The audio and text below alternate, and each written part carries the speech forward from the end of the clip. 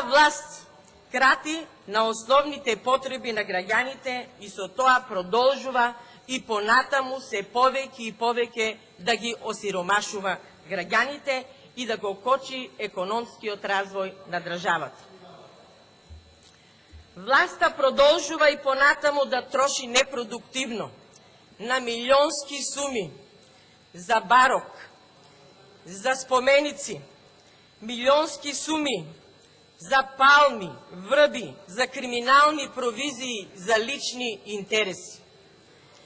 Со ваквото трошење на народните пари и водењето сметка да има повеќе пари за чоколадото на власта, а не за леп на граѓаните, а не за економскиот раст на Република Македонија, и за жал за тоа ќе бележиме уназадување на економијата во нашата држава. Оваа влада ги намалува средствата за изградба и реконструкција на основни и средни училишта. Замислете, во 21. век имаме училишта и основни и средни училишта каде што условите не задоволуваат. Потоа, за високото образование, колку вложува оваа влада, имаме свеж пример овие денови, кога го донесовте законот за отварање на нов универзитет Дамјан Груев, без притоа во буџетот или сега во ребалансот на буџетот за 2016 година да има предвидено финансиски средства. Значи, финансиски средства нема предвидено ниту во буџетот, ниту во ребалансот на буџетот за овој универзитет, нула финансиски импликации. А притоа кажувавте дека во овој универзитет ќе можеат да се запишуваат студенти во периодот 2016-2017 година. Повторно сте патени на лага. Потоа се намалуваат парите за изградба на водоводи и канализација за над 390.000 евра. Ги намалувате парите за развојните програми во здравството за 4,5 милиони евра, од кои што најмногу за изградба на нови болници и амбуланти во руралните средини. Ги намалувате парите за патиштата и инфраструктурата. Се намалени инвестициите во железничката инфраструктура за цели 23 милиони евра. Се намалени средствата за субвенции на земјоделците за 150 милиони евра. Но земјоделците добро знаат и им стана јасно дека оваа власт не ги остварува обеќањата пред граѓаните, се што им ветуваше не им излезе во пресред. Земјоделците знаат дека законите, кога ги предлагаше опозицијата во оваа собрание, а се однесуваа во интерес на земјоделците, оваа власт не ги поддржуваше. Потоа, земјоделците знаат убаво дека оваа власт знае да се фали, рекламира обично во време на предизборие, да дели субвенции, но фактичката состојба на теренот не е таа. Прошетајте, колеги пратеници од власта по теренот, да видите колку земјоделци, регистрирани земјоделци, не зеле пари за субвенции. Ги има многу. Господа од власта, кога не умеете да ги реализирате капиталните расходи, зошто им наметнувате нови долгови на граѓаните на Република Македонија и ја трошите иднината на идните генерации? Дека оваа влада не умее да управува и да реализира капитални проекти, се потврди и од Европската комисија, која го одзеде правото на владата да управува со средствата од ИПА фондовите, со образложение дека нема политичка волја и капацитет правилно да се искористуваат овие средства од ИПА фондовите. Еве ќе потенцирам пример и од мојата општина Радовиш. Во 2012 година општина Радовиш имаше изработено проект за изградба на пречистителна станица во општина Радовиш и 2 помали пречистителни станици во населените места.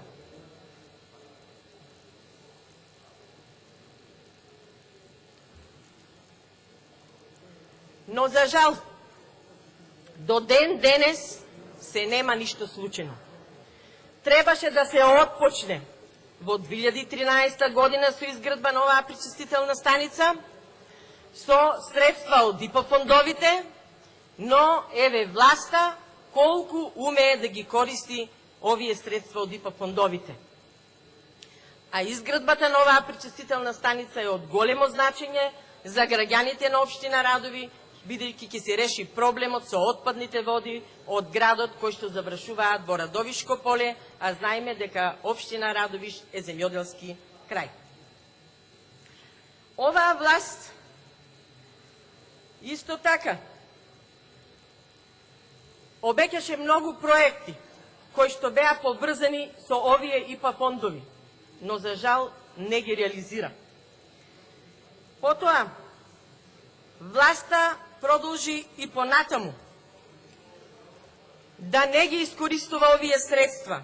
Знаеме дека за почеток на овие средства од ИПА фондовите беа одземени 27 милиони евра, а потоа нови 69 милиони евра од ИПА фондовите, што значи намалување на можноста за работење на македонските компании.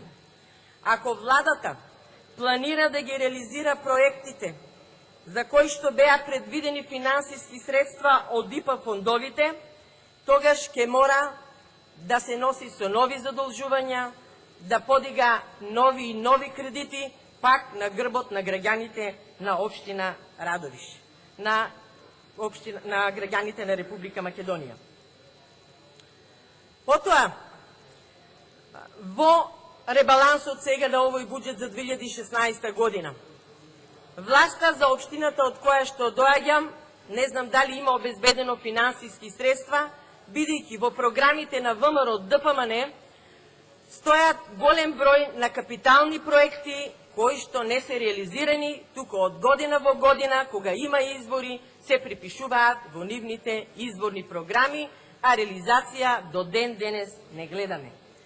На општина Радовиш и како и е потребно изградба на нов пензиски старински дом, бидејќи сакале да признаеме или не, општина Радовиш стана град на пензионерите, нека се живи и здрави, бидејќи тие со нивните пензии екзистираат, ги издржаваат нивните семејства.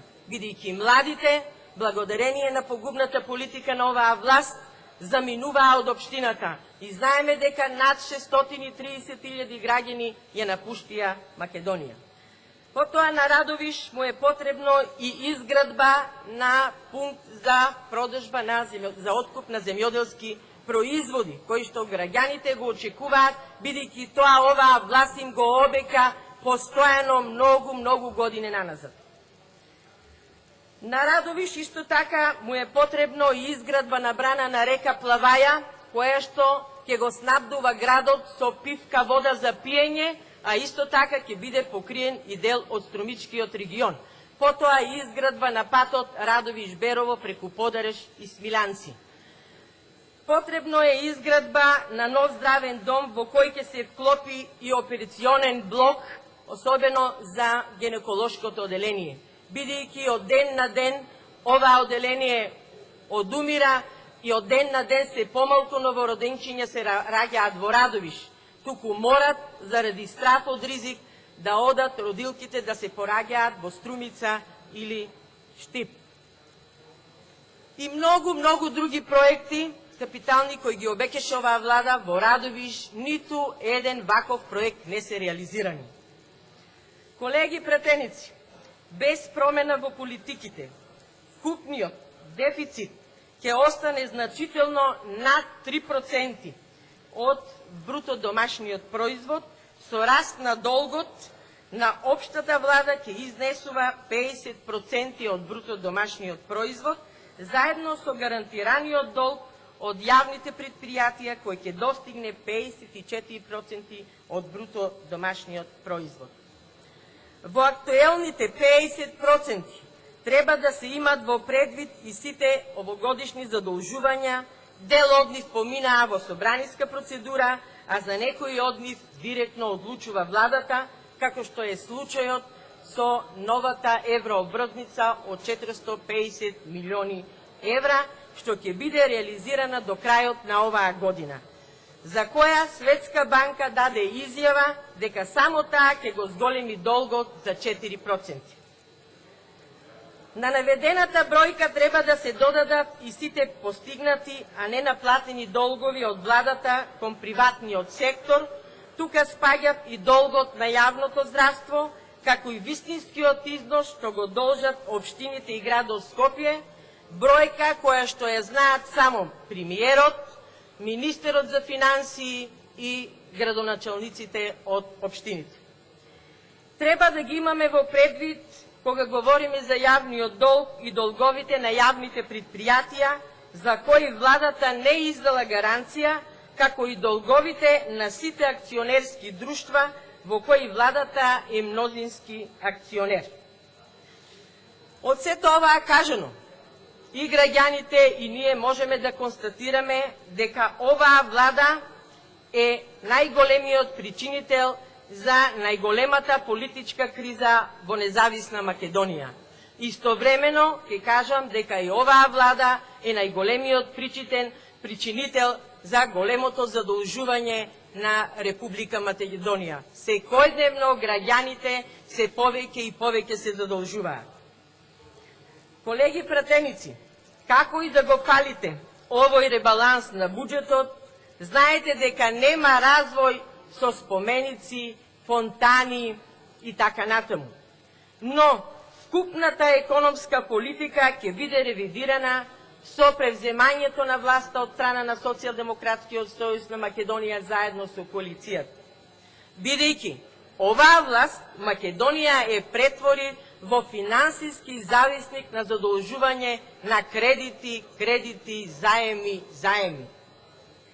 Но ќе ставиме крај на оваа политика, ќе ја запреме и наместо задолжување на сегашните и идните генерации, парите на граѓаните ќе се трошат рационално и во интерес на целиот народ. Затоа, ние, како опозиција, нема да го поддржиме овој ребаланс на буџетот за 2016 година, бидејќи овој буџет е за должнички буџет за сите граѓани на Република Македонија. Граѓаните повеќе не можат да трпат само долгови да исплакат, бидејќи дојдено е времето кога гладот го надвладеа стравот. Благодарам.